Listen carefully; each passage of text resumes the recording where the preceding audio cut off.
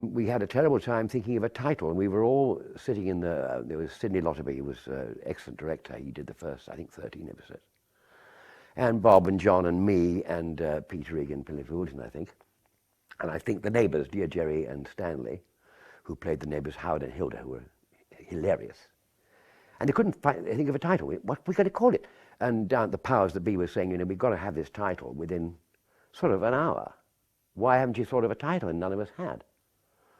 And we're going, and John Esmond said, oh, well, to hell with it, we'll never title. Call it No Title, because John's marvellously anarchic. And doesn't like to be told what to do by the powers that be. So, in fact, it was John, I think, who suddenly said, oh, call it Ever Decreasing Circles. And I said, well, that's a bit long, isn't it? It's a rather long title to remember, when you're doing a commercial venture. Like The Good Life was so neat and memorable. Ever Decreasing Circles was rather a bit of a mouthful. But of course it was very good. We settled that because we hadn't got any more time. So it went out as Ever Decreasing. But of course it was rather good because the little man was literally going round in Ever Decreasing Circles before he disappeared, you know where.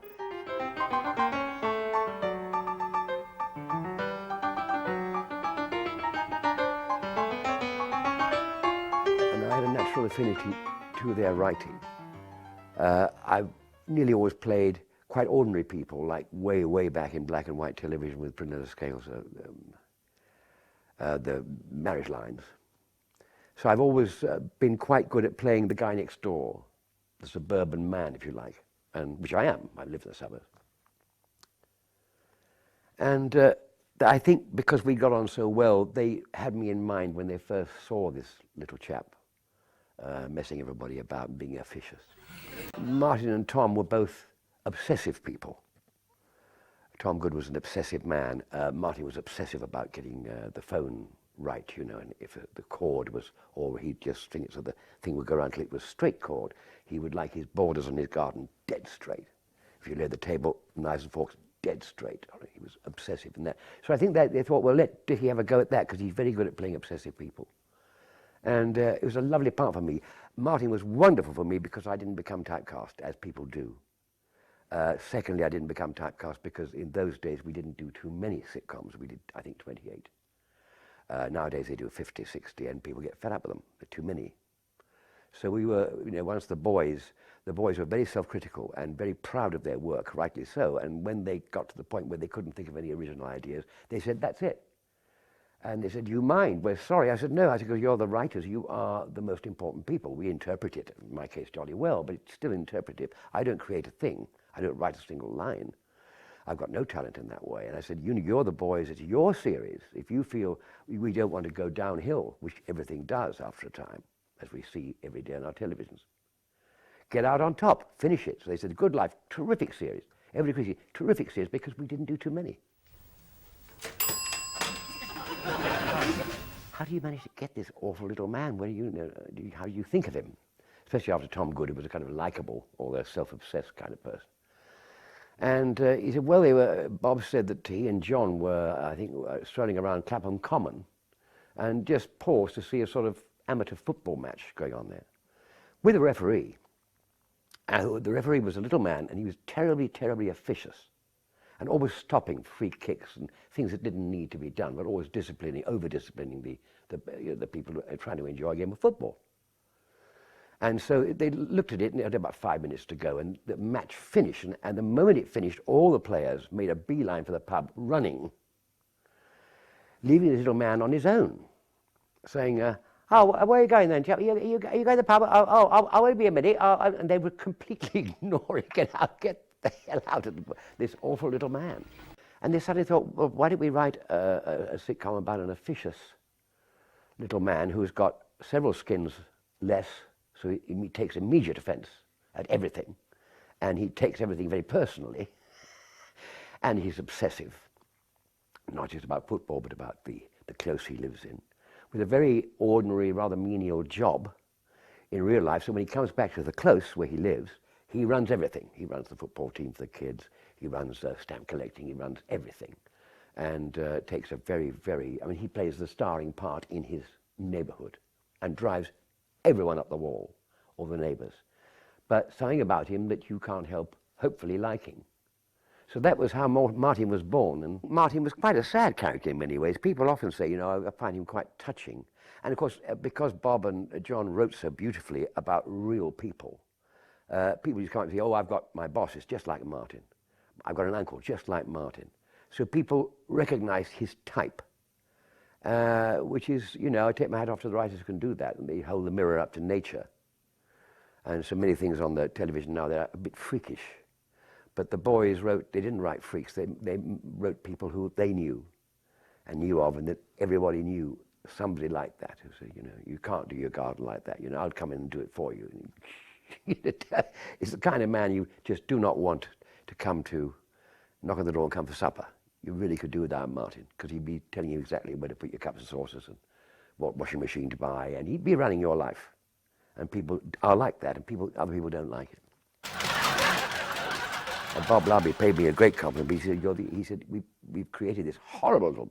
They hated him on paper. He said, you're the only actor we know of that actually gives him a bit of charm and vulnerability.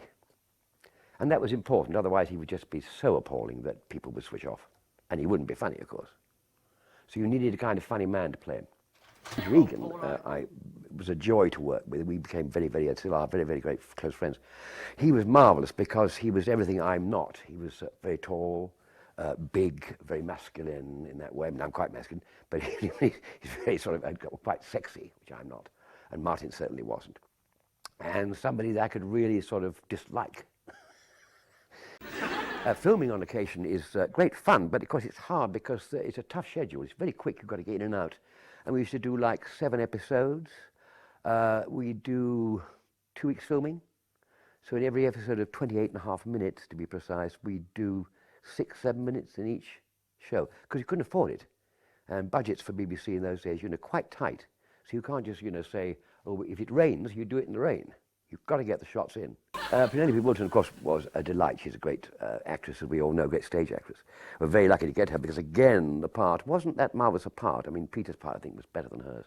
But she brought such enormous personality and presence to it, and temperament to it, because she's got a wonderful temperament. I've always been surrounded by terrifically talented people, and then I can react off them and get a laugh. But if you've got, it requires a lot of talent to do very light comedy. I mean, they call it sitcom, it's actually light comedy, and that means very light. In The Neighbours, I thought were wonderful, and I thought they, Jerry and Stanley, and they used to wear the same clothes, same jumpers, so they'd be identical twins. It was the most wonderful marriage. I mean, they just adored each other.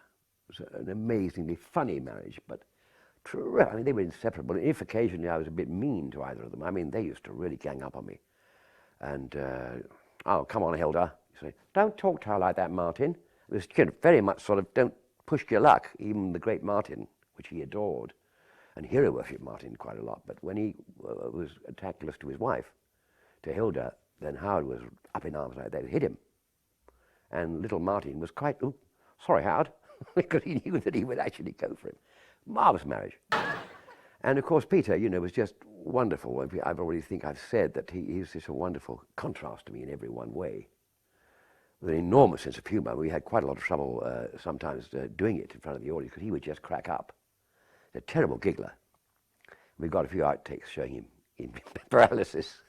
I mean, I think my favourite episode was the cricket match, which involved Peter Regan quite heavily. And that was when I'm in charge of the team, and again, I'm very officious and not good at cricket, of course. And Sid Lotterby directed that but so well. And he said to me, I'm a bit worried, we're on location. And he said, I'm a bit worried about Peter. I said, why? Why? He said, he can't play cricket. And we've got to have this cricket. He said, but he's supposed to be Don Bradman. I said, well, I can't play him. We knew he's an actor. Why should he play cricket? So I suddenly, which one of the very few ideas I've had, creative ideas in my life, I said, why don't you make it him being a Superman type? He's got to show me up completely as an idiot, a cricketer. Just do it slow motion. So Sid picked that up and used it, and then he had a wonderful idea of doing the flight of Valkyries, is it? And he had this dun dun dun dun dun dun dun dun, all this heavy, very heavy classical stuff, and Peter going very slowly and getting another 6. and there's a wonderful shot of me on the boundary just going, unable to be able to compete with him at all. So that was a very good episode, crushing Martin and exalting Peter Egan. Again, we had a lot of laughs. Luckily, I mean, it takes luck as well. It's not just talent. It's that we all got on so well. And we had so many laughs, and we were like a family. And I think that comes across, right? The Good Life is the same thing. We were like a family there.